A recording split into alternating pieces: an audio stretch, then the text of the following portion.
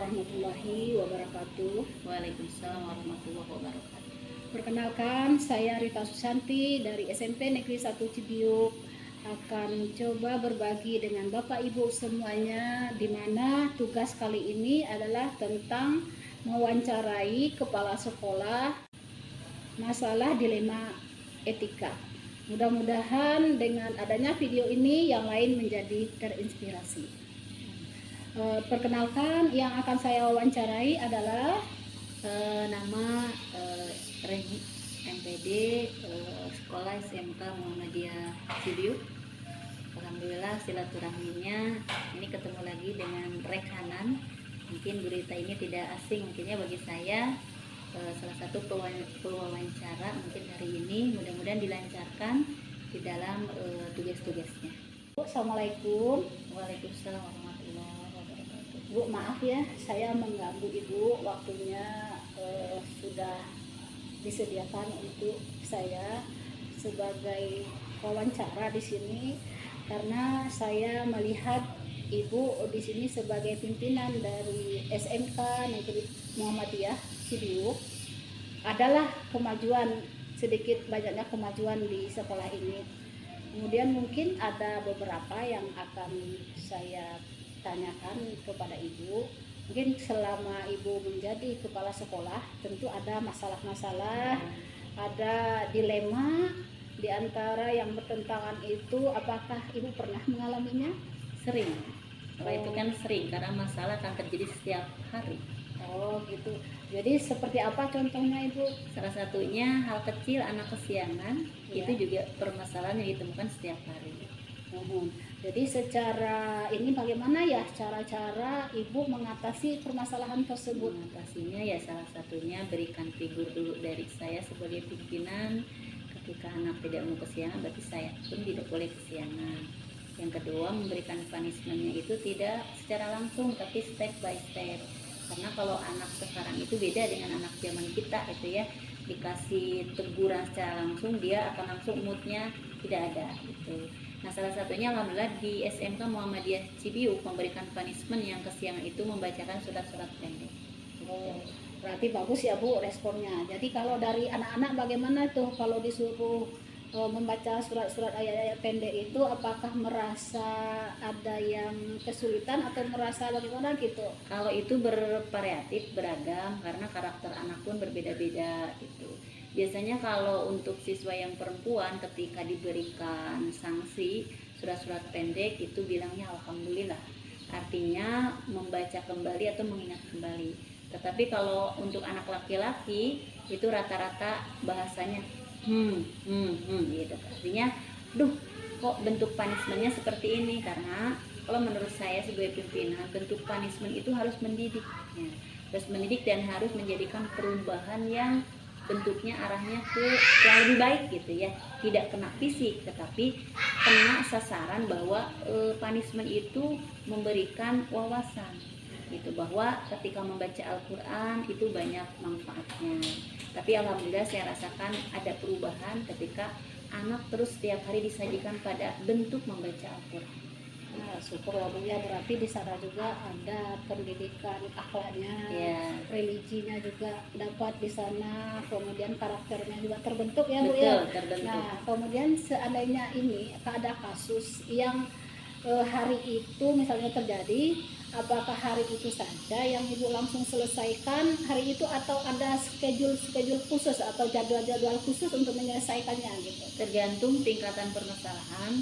Kalau masalahnya masih bisa ditangani untuk 1-2 hari pasti diselesaikan. Tapi ada juga masalah yang kompleks, yang menghubungkan antara satu hubungan dengan lingkungan, masalahnya dengan keluarganya. Artinya saya pribadi tidak mungkin bisa 1-2 hari menyelesaikan. Mungkin itu 1 minggu ataupun jangka panjang 1 bulan ataupun beberapa bulan, karena masalah itu tingkatannya berbeda-beda. Berarti tergantung tingkatan ya Bu ya. Tergantung tingkatan. Nah, jadi kalau memang tergantung tingkatan, berarti kalau tingkatannya itu lumayan sulit Ya. berarti terjadwal gitu. Terjadwal, iya. Jadi ada step by stepnya ya, betul. intinya itu.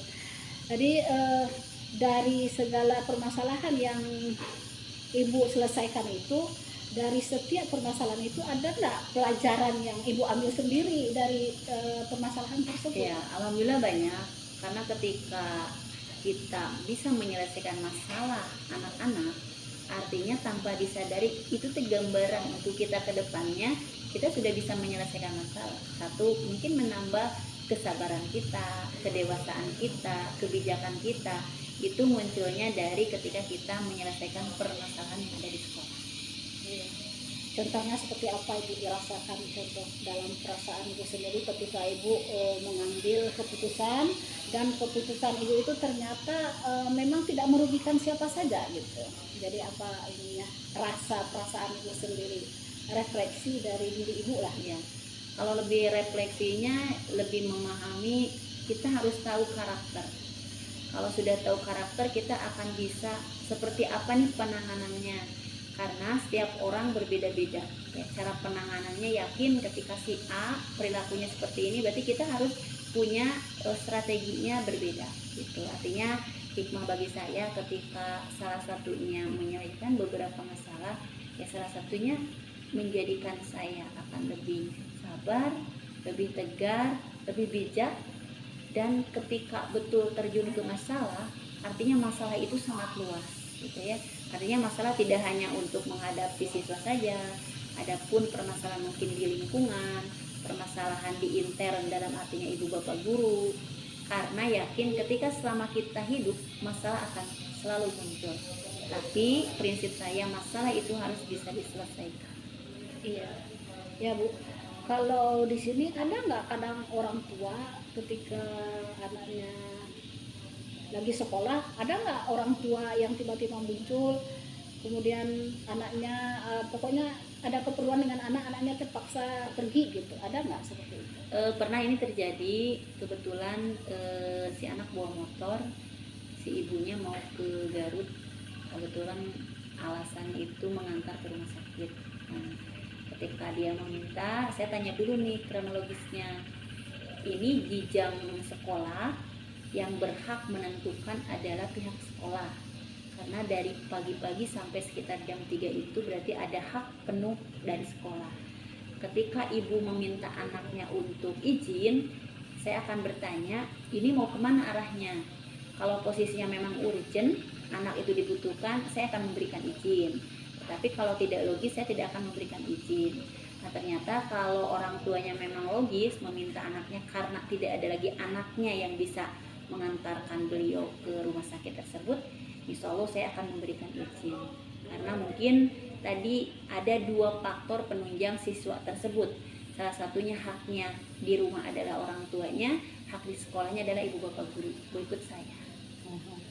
Oh, berarti tetap aja ya Bu ya, harus ada kita identifikasi dulu Iya, masalahnya identifikasi ya. masalah. Nanti baru diselesaikan dari identifikasi masalah tersebut.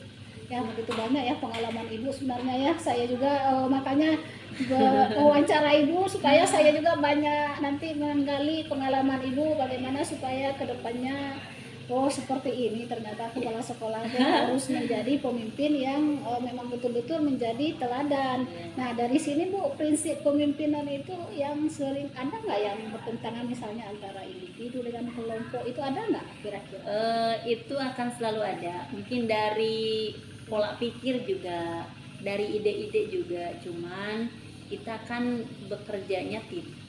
Artinya ketika kita punya tim 5, berarti 5 kepala beda prinsip, beda pemaparan, beda argumentasi, tapi kita duduk bersama cari solusi yang terbaik dan kira-kira mana nih suara yang terbanyak mengarah ke yang lebih baik. Artinya ya saya sebagai pimpinan pun harus bisa mendengarkan dari berbagai pihak. Iya. Berarti memang dimanapun sebenarnya ya pasti ada masalah. Ya. Tapi tergantung bagaimana kita menanggapi masalah tersebut. Tapi pernah nggak ada suatu kasus yang membuat ibu sendiri menyelesaikannya itu menjadi dilema gitu, menjadi rumit gitu. Saya harus mempertahankan yang mana gitu. Ada nggak kasusnya yang seperti itu? Ada, ini biasanya berhubungan dengan guru misalnya. Ya, guru dilemanya seperti ini. Karena kalau kita berhubungan dengan guru, artinya apalagi seusia itu ya. Seusia kita mungkin ada dilematis juga ya, ketika kita menegur, ketika kita secara langsung memberikan masukan gitu, itu mungkin jadi dilema saya. Tapi saya punya prinsip bahwa ketika saya ingatkan itu kewajiban saya, berubah tidak berubahnya itu kembali ke komitmen masing-masing gitu.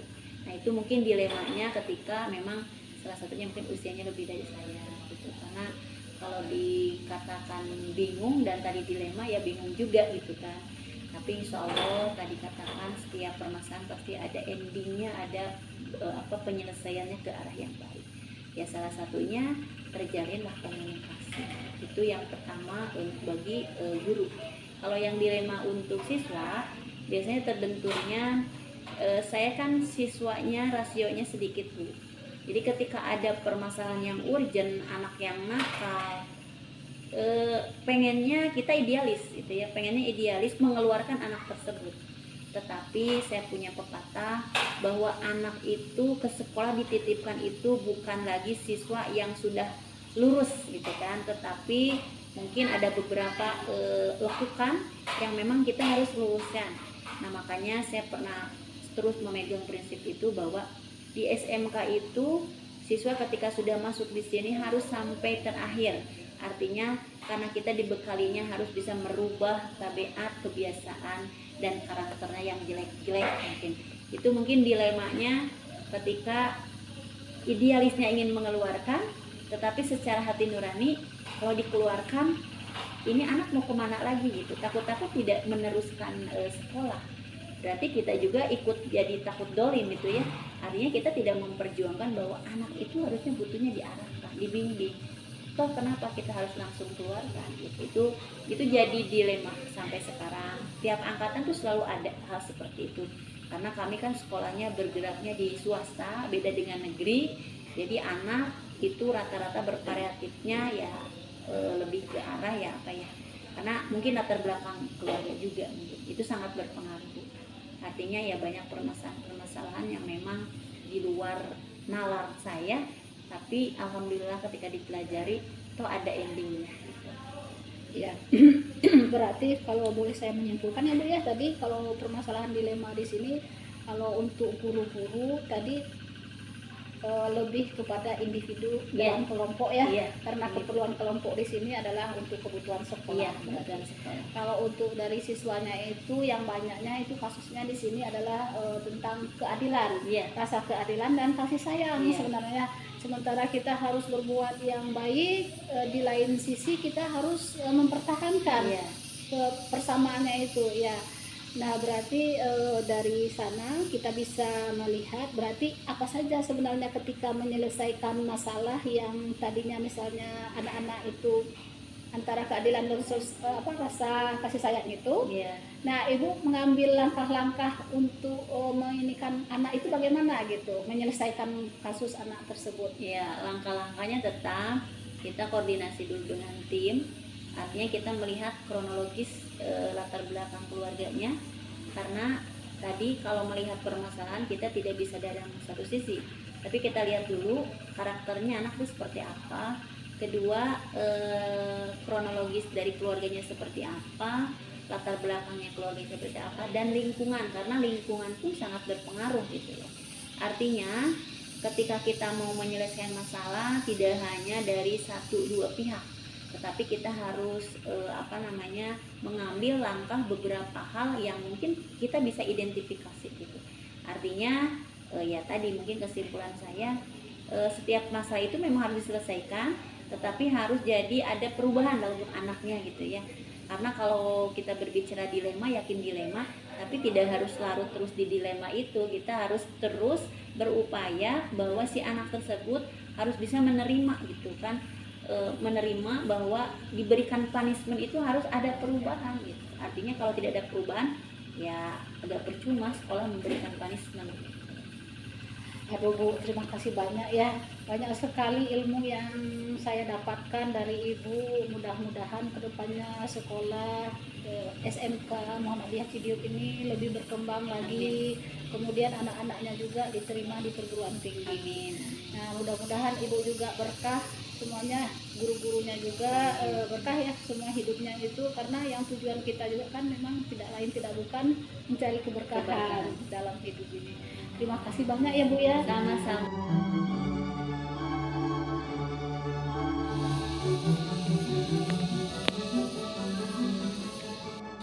Assalamualaikum warahmatullahi wabarakatuh. Perkenalkan, saya Rita Susanti dari SMP Negeri 1 Cibiuk. Akan coba mewawancarai Kepala SD TQ Al Furqan yang ada di Cibiuk.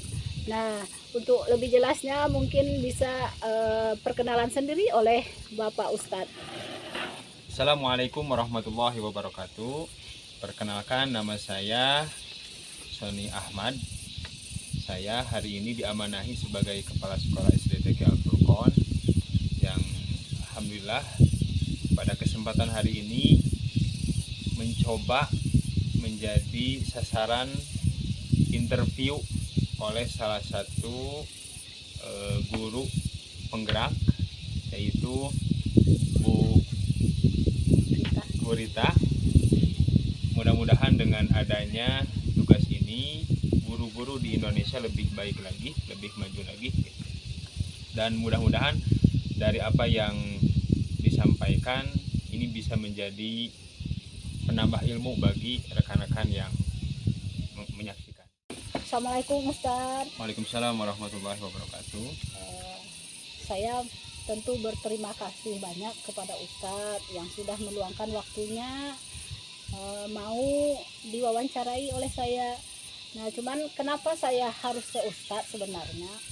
Karena di lingkungan saya sendiri kan saya melihat SD TQ Al Furqan ini sudah lumayan maju ya, apalagi di bidang keagamaan. Jadi mungkin saya sebagai seorang guru, apalagi sekarang ini itu guru penggerak, ditugaskan bagaimana supaya saya mengetahui ya, walaupun sekolah maju, apakah tidak ada permasalahan di dalam gitu. Nah, seperti itu Ustadz ya. Baik.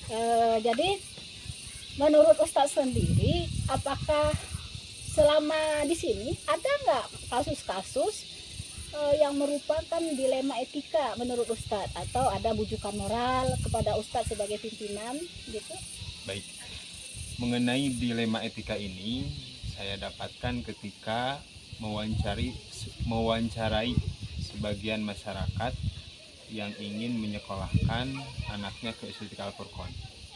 Jadi mereka secara kepercayaan ke SD TQ Al Furqan ini sudah ada, tapi yang menjadi kendala mereka untuk memasukkan ke SD TQ ini mengenai biaya. Sehingga satu, kebutuhan anak untuk menghafal Quran tidak terpenuhi. Yang kedua, hari ini dilema kami sebagai pengelola, kami belum bisa memberikan fasilitas beasiswa secara full kepada anak-anak, sehingga sebagian anak lebih memilih sekolah di SD yang tidak ada pelajaran tahfidnya, sehingga yang terjadi pembelajaran Al-Quran di beberapa daerah itu tidak berjalan secara maksimal. Itu. Oh, seperti itu ya Ustadz. Berarti ini mah masalahnya tentang penerimaan siswa baru ya, Ustadz ya. Ada yang mau karena memang kualitasnya bagus, dibutuhkan di masyarakat. Kemudian ada yang tidak mau karena masalah biaya. Ya, keberatan. Dari permasalahan yang barusan, Ana mencoba mengklarifikasi beberapa anak yang ingin belajar di SD TQ. Di antaranya ada beberapa anak yatim. Ada beberapa anak yatim yang ingin belajar, sehingga kita cari tuh donatur yang ingin membantu beberapa anak yatim. Dan alhamdulillah hari ini kita sudah bisa membantu beberapa anak yatim yang perlu bantuan secara biaya. Sekarang alhamdulillah sudah ada 13 anak yatim yang kita bantu secara biaya, dan mereka bisa belajar Al-Quran dengan kami di SD TQ Al Furqan. Selain itu juga ada beberapa orang tua yang secara proses mereka itu sudah menyekolahkan anak-anaknya ke SD TQ Al Furqan, akan tetapi di pertengahan jalan berhubung ada keberatan di biaya, sehingga ada sebagian yang ingin keluar, dan saya coba cari donatur untuk mensubsidi silang ya beberapa anak yang keberatan di biaya, sehingga alhamdulillah anak bertahan sampai hari ini. Bahkan hari ini ada yang sudah sampai kelas 6 berjalan gitu, alhamdulillah. Jadi ketika menjalankan langkah-langkah itu, langkah-langkah yang Ustadz ambil itu kira-kira efektif nggak untuk memperbanyak siswa di sini, untuk kemanfaatan dari SD ini gitu? Efektif nggak kira-kira gitu dari langkah-langkah itu? Alhamdulillah dari langkah itu siswa kami bertambah. Tujuan Quranisasi kepada anak-anak di sekitar, khususnya di Kecamatan Cibiuk, alhamdulillah bertambah. Jadi memang tujuan kami mengadakan sekolah ini adalah Quranisasi kepada beberapa anak di lingkungan sekolah. Sebenarnya kita tidak hanya memilih beberapa anak yang sanggup, kita juga ke depannya harapan kami kita bisa menerima beberapa siswa yang ada masalah dari segi biaya.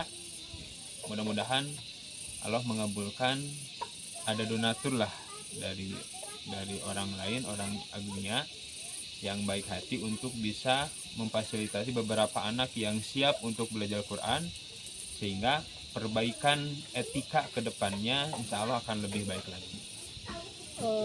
Ada tantangan nggak Ustadz kalau ketika mengambil keputusan seperti itu? Ada nggak tantangannya? Seperti ya kadang kan anak sendiri juga ada yang malas atau gimana gitu. Ada nggak tantangan dalam supaya si anak-anak ini tertarik untuk kesini, ke sekolah kesini? Ada tantangan nggak untuk Ustadz sendiri gitu? Tantangan hari ini anak muncul di beberapa anak yang orang tuanya secara ekonomi dia itu siap untuk membayar, tapi anaknya nggak mau.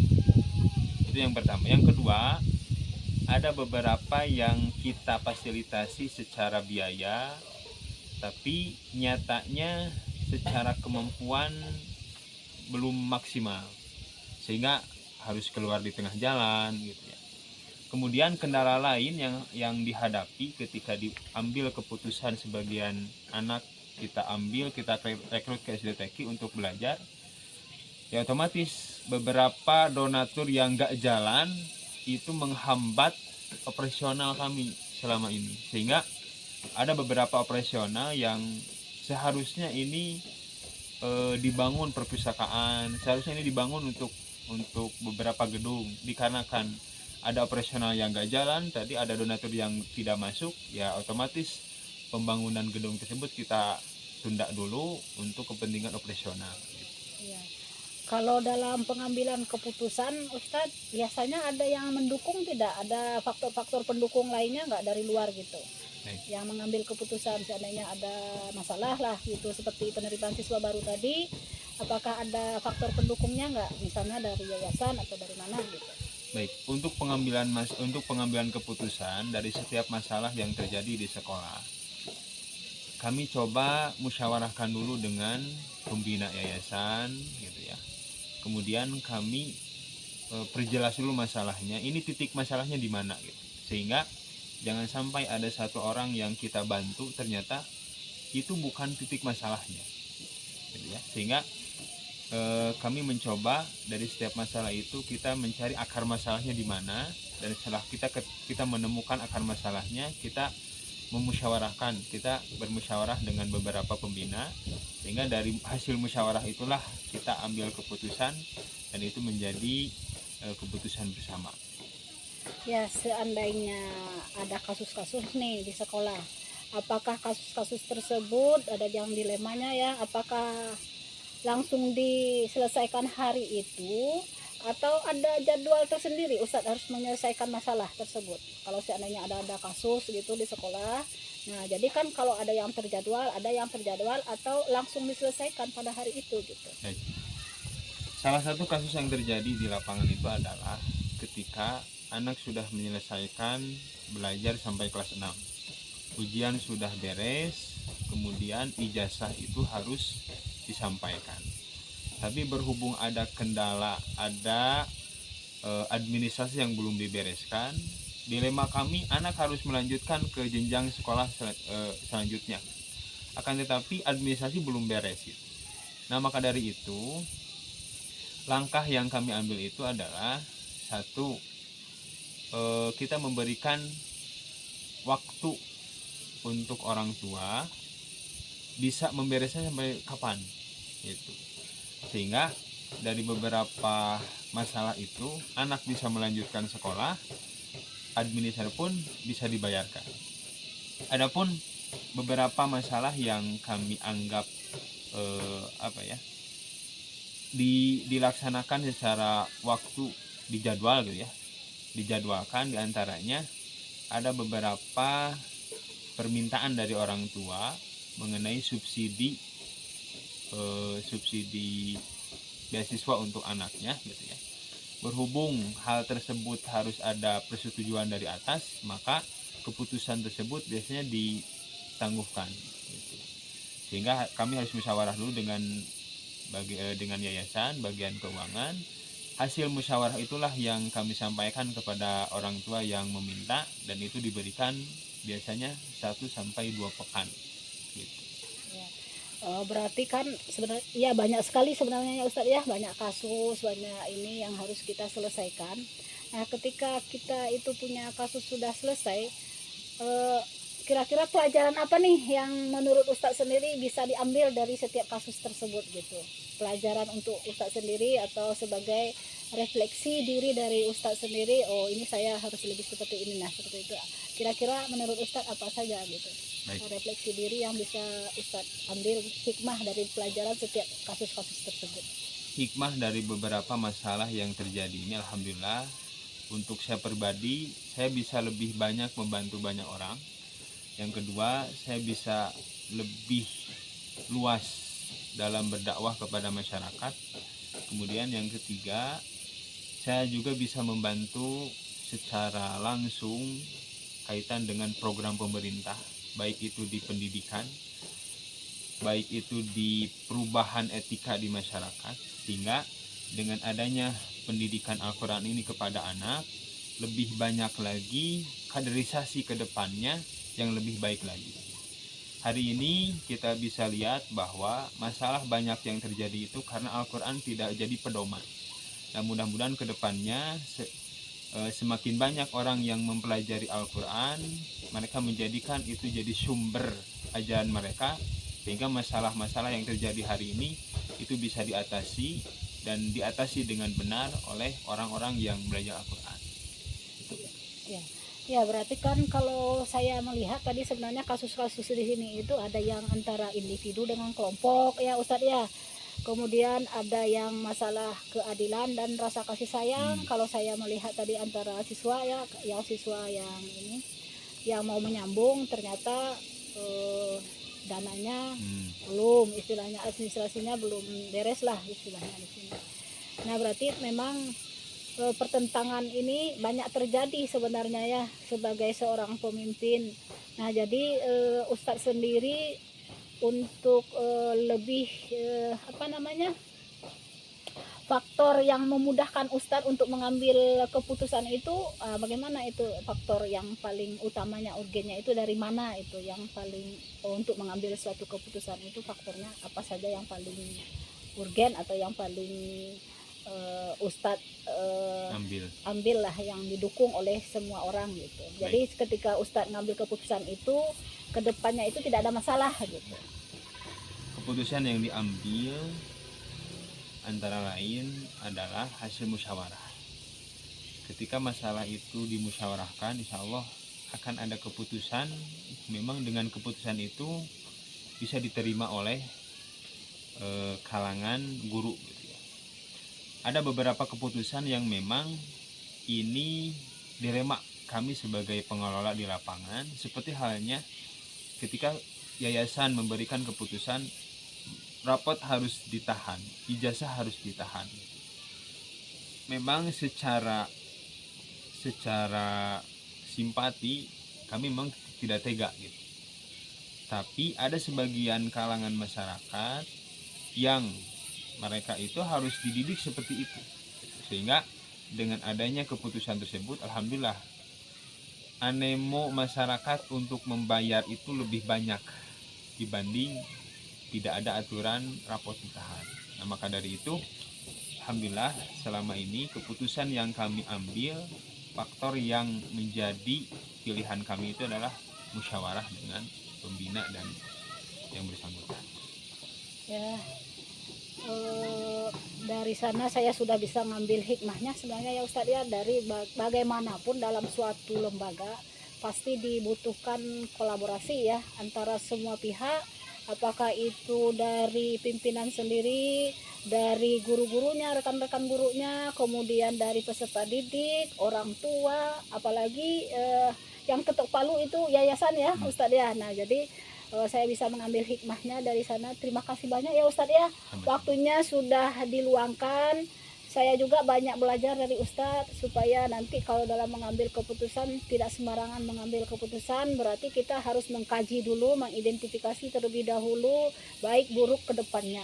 Nah mudah-mudahan dengan waktu yang singkat ini saya menjadi lebih baik ke depannya. Terima kasih banyak Ustadz ya. Ya, assalamualaikum warahmatullahi wabarakatuh. Waalaikumsalam warahmatullahi wabarakatuh.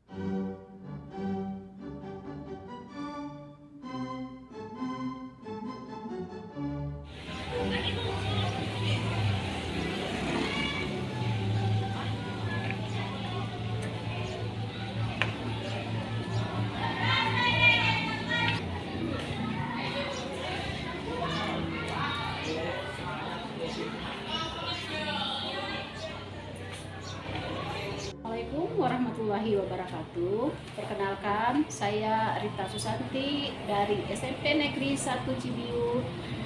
Kali ini akan coba mewawancarai kepala sekolah saya sendiri, di mana tugas kali ini adalah tentang dilema etika. Bapak, silakan perkenalkan terlebih dahulu. Nama saya Asep Herdi. Sebelumnya itu tugasnya di SMP 1 sudah baru 3 bulan di SMP 1 Cibiu. Rumah di Leles. Bapak terima kasih ya Pak. Bapak sudah menyediakan waktu untuk saya wawancarai hari ini. Mudah-mudahan dengan yang akan kita lakukan hari ini ada manfaatnya bagi diri saya dan juga nanti bagi teman-teman yang lainnya.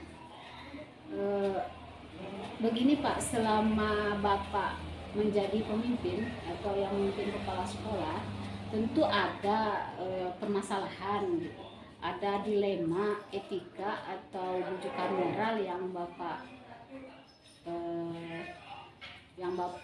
rasakan lah. Apakah Bapak pernah mengalaminya? Kalau saya selama menjadi kepala sekolah memang ada gitu kan. Kalau begitu juga kita harus sesuaikan dengan kemanfaatan di sekolah. Kalau memaksakan seperti itu tapi tidak bermanfaat di sekolah itu tidak bisa. Kebanyakan bagi saya itu tidak pernah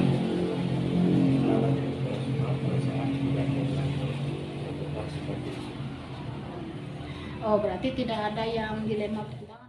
Pak, jika seandainya ini jika dalam pengambilan keputusan itu sebenarnya ada dua pilihan gitu. Tapi sebenarnya pilihan itu sama-sama baiknya atau sama-sama benarnya. Jadi bagaimana ya cara Bapak mengambil keputusan itu? Jadi keputusan itu kalau semua dua-duanya baik, dua-duanya benar, ya kita pilih yang terbaik di antara yang lain, karena itu juga sama-sama harusnya ya dua-duanya diterima, hal itu diterima, tapi tetap saja ada yang diprioritaskan, diutamakan di antara dua itu. Saya mungkin melihat dari latar belakang masalahnya itu. Oh, berarti langkah-langkahnya atau prosedurnya bagaimana itu Pak? Ya, kita cari latar belakang permasalahan tersebut ya. Apa kira-kira yang menjadi sebab begitu? Itu seringlah di beberapa sekolah, saya sudah 5 sekolah, tidak secepat itu untuk memutuskan, tapi kita mencari dulu latar belakang permasalahan baik di lingkungan kerja atau teman kerja atau teman sejawatnya, sehingga kita bisa membuat kesimpulan secara mengenakan kedua pihak. Jadi ada nggak hal-hal efektif yang Bapak ambil untuk mengambil keputusan tersebut supaya tidak begitu lama keputusan yang Bapak ambil itu, ada nggak yang membantu Bapak untuk mengambil keputusan tersebut? Ya, selain membuat keputusan secara cepat, itu perlu juga tidak istilah pengamatan dan penggamaran, tidak langsung kalau saya itu sudah langsung memutuskan, tapi perlu dipelajari permasalahannya dulu. Kadang-kadang ada yang memerlukan secepat satu hari saya bisa, kadang-kadang hanya 1 minggu atau 1 bulan, itu tergantung permasalahannya. Berarti kalau begitu kan ada penjadwalan tertentu ya Pak ya, berarti ada, kalau tergantung kasus. Iya. Kalau kasusnya berat mungkin ada jadwal tertentu bagaimana supaya kasus tersebut bisa langsung selesai. Iya. Kemudian jika memang hari itu kasusnya tidak terlalu rumit, mungkin bisa diputuskan pada saat itu ya Pak ya. Kalau bisa saya dalam sebulan ini bisa 1 hari atau 1 jam bisa selesai. Ya, Tergantung itu. oh iya. Nah, jadi ada nggak Bapak punya tantangan gitu untuk mengambil keputusan? Ada sesuatu yang merasa di hati itu ada pertentangan gitu ketika mengambil keputusan tersebut? Itu pasti semua itu ada. Semua suatu ini tidak, kadang-kadang enak di hati saya, tidak enak untuk orang lain. Tapi kita cari yang jalan yang terbaik kan itu. Pasti membuat keputusan itu tidak selamanya baik untuk orang lain, tapi kita cari yang bermanfaat untuk orang lain, itu saja. Oh, gitu ya. Kemudian faktor-faktor yang memudahkan Bapak atau yang mendukung ada nggak di sekitar Bapak yang untuk mengambil keputusan tersebut? Bagaimana Bapak harus mengambil keputusan itu? Apakah harus ada dukungan dari yang lain gitu, atau Bapak sendiri yang memutuskan? Ya, kembali lagi tergantung kasus. Kalau kasusnya ringan bisa ditangani sendiri atau sedang juga bisa. Kalau sudah berat itu terus saya komunikasi mungkin dengan kita di atas.